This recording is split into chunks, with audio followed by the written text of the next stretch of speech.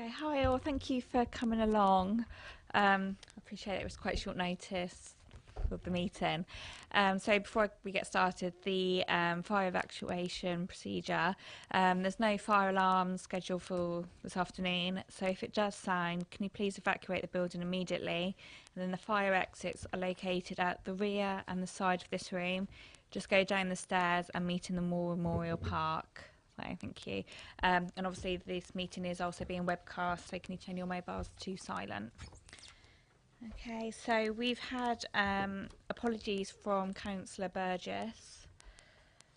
Okay, and so we are here today for obviously an urgent matter. So it's been called under the urgency procedures owing to the need to start the recruitment process as soon as possible to allow an appointment to be made before the end of the year.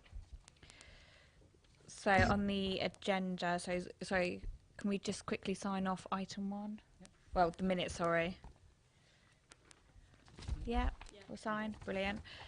Okay, and then if we go to the appointment and selection process for the new executive director. Paper. Oh, sorry, Councillor Pearce. Yeah, thank you. Before we all start talking about it, I wanted to pose a question as to whether we really need to appoint a replacement. The role has 3 direct reports, as you probably know: Chaz Bradfield, Kate Dean and Richard Bailey. And apart from returning officer, it would seem to me that those 3 could be allocated to one of the other 2 executive directors or chief executive. That would give us a serious saving, an ongoing saving of in excess of £150,000 when you take into account pension and office costs. And I'm sure this isn't, I'm hoping that it has already been considered. And if it hasn't, can we consider it now? And if it has, and the answer is no, can I suggest that rather than just saying an immediate no, can we look at a trial for 6 months to see how we get on? Okay, well, thank you. Happy to respond to that, Chair, as Head of Paid Service and responsible for the staffing structure of the Council. Just over a year ago, I proposed a restructure to make sure that there was sufficient senior level capacity for the Council to be able to deliver on its growth aspirations. I inherited a situation where the aspirations of members were not matched by the resources available to the Council, and therefore there was some frustration on the lack of delivery in terms of some key major projects, and therefore the restructure was put in place, senior level capacity was created, and I have considered the situation in relation to the vacancy that has arisen, and I would like to say a little bit more about how the vacancy has arisen and our compliments to Laura Taylor in securing a fantastic job at Winchester momentarily. But I take the very firm view that the capacity is required if the Council is to continue to deliver on its exciting and aspirational agenda. In terms of the process moving forwards, I would anticipate further growth in this area, and I'd also anticipate working through our normal organisational change processes. I may well need to work with directors to secure savings elsewhere, but in terms of the Council being able to deliver on its exciting growth agenda, this post is absolutely required. Sorry, Councillor Westbrook. I hear what you're saying, Mel. I just wondered if delaying the decision might give us an opportunity to look at the role, get some information together, see if we've got any gaps in what we expect of the role. So we'd have a 6-month period, identify what was required and put together a better description for what was needed. Yes, please. I think my view as your Head of Paid Service is that the agenda that we have to deliver is absolutely time critical. In terms of things that will be undertaken in the next year, we hope to announce a a private sector partner to take forward a development at Menny Down which will have a gross development value of £3 billion. We hope to be in a position to move forward in relation to the leisure park, which will have a gross development value of £500 million, and we hope to make significant progress in relation to Basing View. In all of that, it's important to engage with our communities so that those proposals can be effectively shaped. And part of the challenge we have is to make sure that the individual project directors and project leads are effectively supported and challenged so that the decisions are quality assured before they come through to members. And part of the challenge we had before was where a number of those projects reported directly to the chief executive. In my view, there was insufficient challenge and support before proposals came forward, and that's why this role is required. So there is no one more than I conscious of the council's financial position and the need to live within our means and make effective savings. And I'm sure the debate over the next few months in terms of the council's budgetary position will be rigorous and robust in terms of the financial challenges facing the public sector in general, local government and this council in particular. Having said that, it's vitally important that we're able to deliver on our aspirations. Thank you. Yeah, Councillor Still. Thank you, Chairman. The Chief Executive has made it extremely clear why we should move forward with this vacancy. So I would say let's move forward with the agenda to fill this vacancy.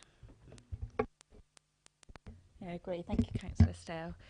Okay, so if we move forward now on the agenda, the first point is to appoint the subcommittee. Oh, sorry, Mel. Chair, if I can just beg your indulgence, I would just like to say a few introductory words to the report in terms of expressing my thanks to Laura Taylor in the service that she's given the borough over the last period.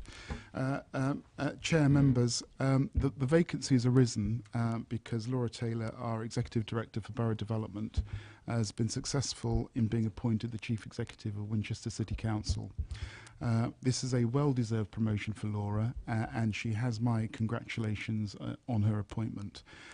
Laura has been a first-class chief officer to the council and has given outstanding service both to this council and the residents of Basingstoke and Dean, and I think it would be appropriate for us to extend our congratulations to her. In terms of the report itself, clearly Shella will be able to take us through the detail in terms of the process proposed and how you intend to approach it, but I did want to put on record my thanks to Laura. Thank you, and I think we all think big congratulations to Laura, and we're sad to see her go, but wish her the best of luck. So yeah. Okay, Shelley, do you want me to appoint the committee? Yeah, that's fine.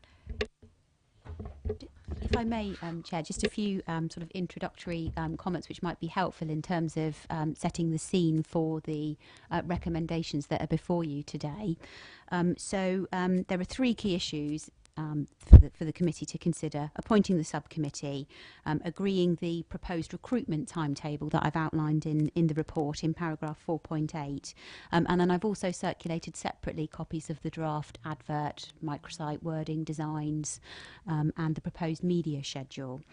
I thought it might just be helpful in terms of the subcommittee's role, just highlighting the key dates that subcommittee members would need to be available in order to carry out the role of appointing the new Executive Director of Borough Development. So from paragraph 4.6, the first task of the subcommittee after today's meeting is to draw up a long list of candidates from the total number of candidates that will be applying for the role, and we've scheduled in a meeting for that to take place on the 22nd of November.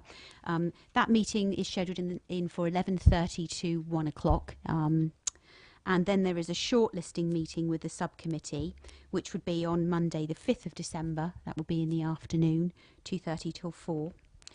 Then there's the assessment day for the shortlisted candidates. Roughly 6 or so candidates would be shortlisted, and that is all day on Monday the 12th of December. From previous experience, that really is all day. Probably we would be going till sort of 6-ish, 6:30-ish. And then there would be final interviews with 2, perhaps 3 candidates that you wanted to take forward for a final interview, which would be on Tuesday the 13th of December. So I just thought it might be helpful to highlight those dates from paragraph 4.6 in terms of what's required from the subcommittee members. Yes, certainly. It's the long listing meeting is Tuesday the 22nd of November, 11:30 till 1. And then the shortlisting is Monday the 5th of December, 2:30 till 4 p.m.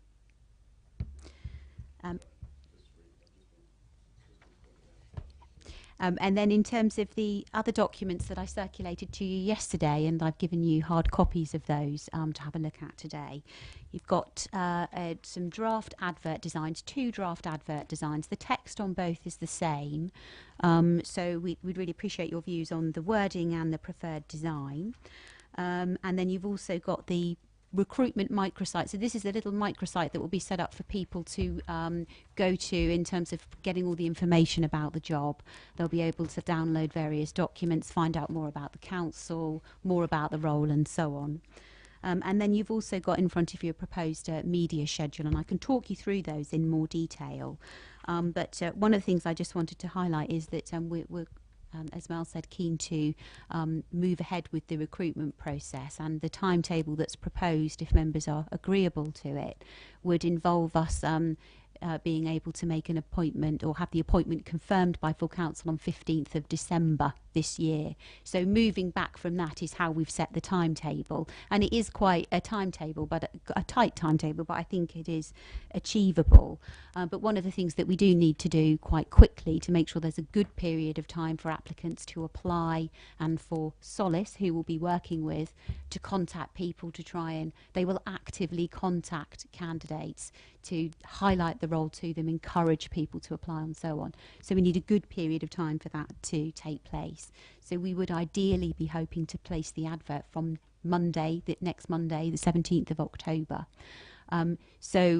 If members are agreeable, we would appreciate if you would delegate authority for the final decision on the advert wording and microsite to Mel and myself in consultation with Councillor Edwards, just to try and move things forward as quickly as possible. But of course, happy to take comments on the advert today, and we could also perhaps take comments by email up to close of play tomorrow. The deadline for submission of the final text would be this Friday, so it would be useful to get comments and thoughts in addition to any you might wish to raise today by close of play tomorrow. Thank you. I'm obviously happy to go into further detail about any of the information. Thank you. Councillor Pierce? Thank you. I certainly can't reach an understanding today. You've only just handed this out, so I would appreciate an electronic copy. So if there are any,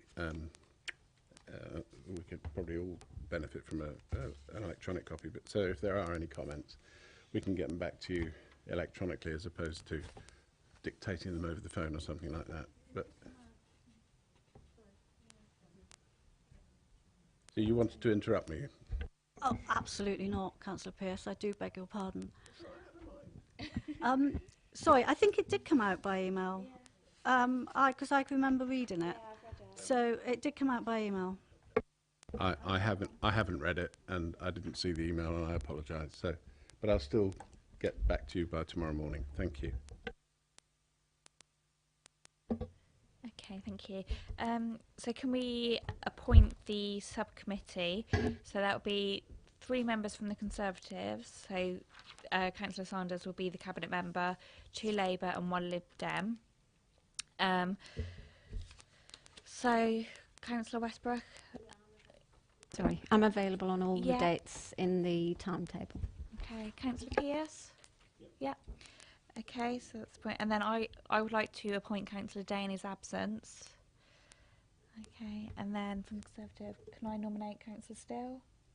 Yes, definitely. Yeah. I've checked all the dates and I'm available. Okay, brilliant. So that's the 5, including myself. So, okay. And then with Councillor Sanders as well. And Councillor Day. yeah, so 1, 2, 3, 4 Sanders. Yep. Yeah. 6. Yeah. Okay. And then on the timetable, I know Shelley's just gone through it, but has anybody got any comments on it? Are we all happy with it? Sorry, I think it's a bit tight, but I understand the reasoning. Okay. It was pretty much the same last year and we managed it, so hopefully it will be okay.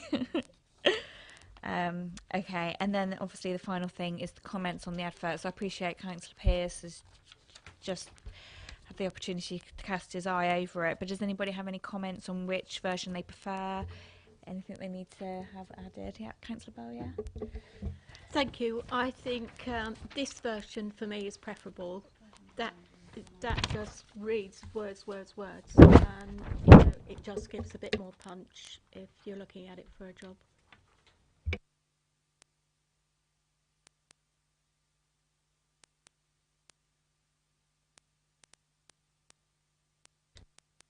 Sorry, Councillor Westbrook? Yeah, I'm with Councillor Bowyer on that one. Councillor Steele? Yeah, You I agree? like that one Okay, yeah, and I'm in agreement. Okay, so we've got some direction on there. Okay, has anybody got any other questions about the recruitment process? How we're seeking the candidates? Yeah, Councillor Pearce? Yeah, I have got a question. It's on the person specification. Partly this is a point of principle. I don't see that, you know, either you need it for the job or you don't. I think the desirable column is superfluous. Secondly, I don't see why a degree level qualification is essential. Nothing in the job description indicates to me that you have to have a degree, and there may well be somebody suitably experienced out there who doesn't have a degree. And so I would suggest that leaving that in would make it potentially discriminatory.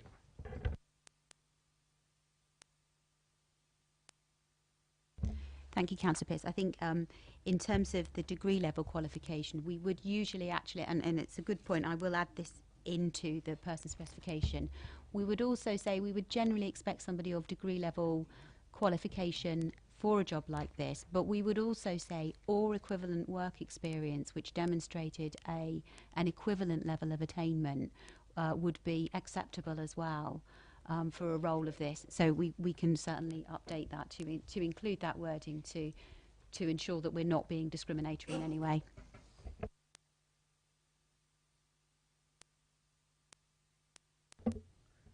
Councillor Boyer? Chairman, I entirely agree with Councillor Pearson. You've really answered the question, Shella. Can I ask, have we any suitable candidates within Basingstoke and Dean that could be considered for the role?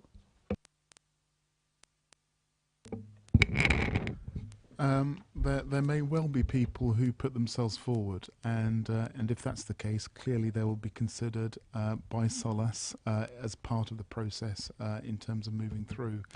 I think it's quite a challenging role to fill because what you've got is a combination of somebody with sufficient experience that they can drive quite complex decision making and projects. Also a need to make sure that local government policies and procedures and transparent decision making is followed as well. And so therefore, if you get someone from the private sector who's highly experienced in the development activity, they may need support and development in terms of working in the public sector and the transparency that comes with that in terms of engaging with communities. Equally, we may get somebody from a development agency type background who's used to doing, again, these projects, but again, may have less familiarity with local government.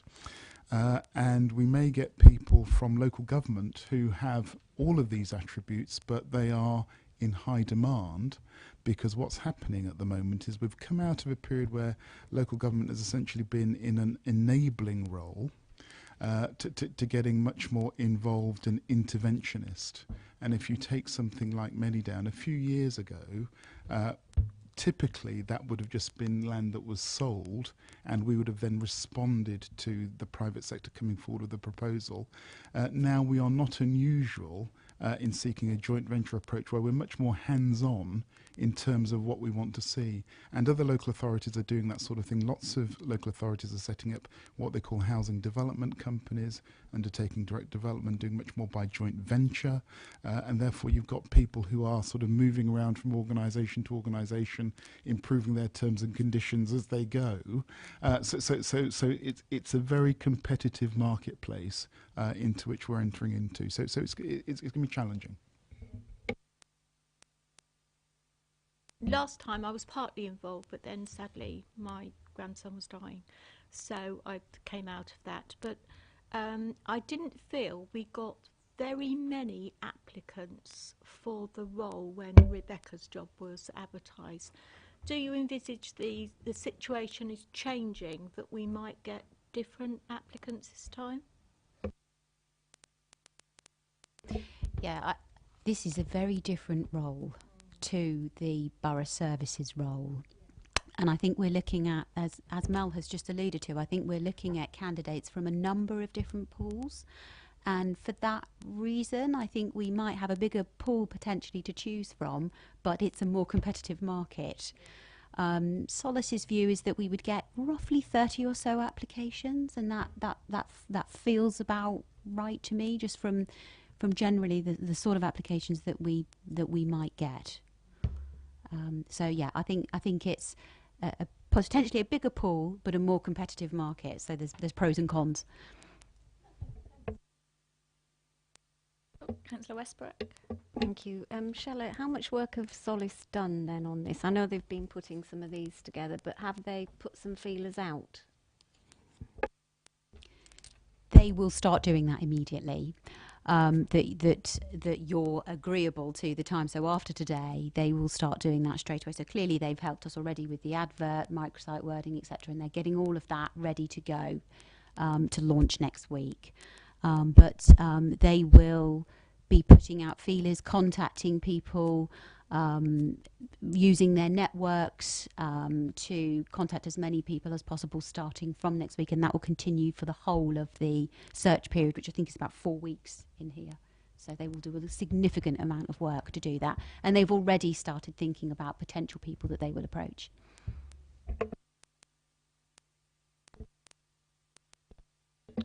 Sorry, Councillor Pearce. Thanks. A small point. We're holding the process here, and there are likely to be, I think, some internal candidates, and we may well select some of those internal.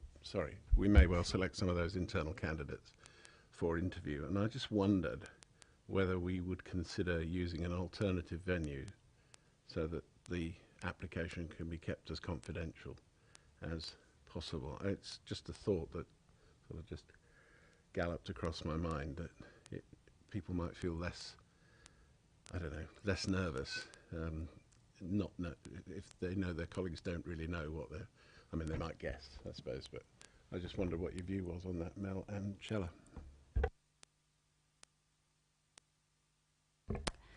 Yeah, it is an interesting idea. I do think, however, for a role at this level, one of the things that's going to be really crucial about this person is the credibility, a gravitas to be able to, for example, negotiate, have conversations with some senior business leaders, senior members. They're going to be need to be very influential and so on. And for that reason, I think the recruitment process, I appreciate, will be challenging for them, but in other ways they have an advantage because they know the council, they might know some of those people. So there are pros and cons in exactly the same way that there are for external candidates as well. So my feeling is that to hold it here is respectful to those people who will still be, if anyone does wish to apply internally, is still respectful to them, but is also realistic in terms of the sort of expectations that we will have of the successful candidate.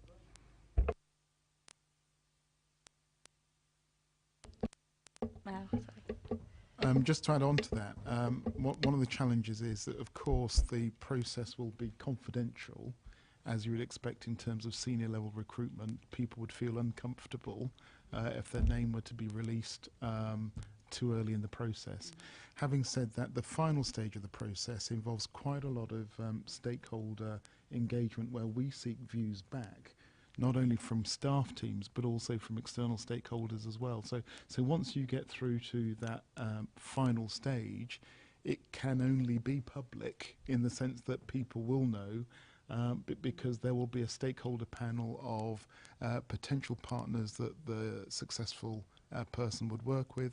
What we found works quite well in the past is heads of service and service managers from across the council having the opportunity to meet shortlisted candidates and provide feedback as well. So clearly once you're into that domain, it's kind of out there.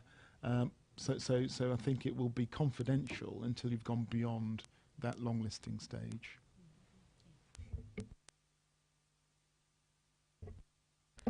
So thank you. Okay, so we've got the one amendment on the degree qualification, so we're changing the wording. And if anybody else has got any further comments, then please do email by close of play tomorrow. If we're all in agreement with the recommendations, are we okay to close the meeting? Has anybody got any final comments? Oh, Councillor Pearce. Thank you, Chair. I'm just slightly concerned. This rubric that's going to be in part of the advert and on the microsite and so on, that's headed Basingstoke and Dean. I guess what and I'm mentioning it now because I think it's worthy of thought of the collective, really. The second paragraph is true, of course it's true, but nowhere in the first, well, maybe I've misread this, but we're not really projecting Basingstoke as the place that, say, I would project. I would always say, you know, it's one of the best performing councils in the country. It's got one of the lowest council tax, whatever the reason for that is, the third lowest in the country, one of the lowest levels of unemployment in the south, and those sort of things, proclaiming, you know, Basingstoke's enterprise rather than it being the site of Downton Abbey.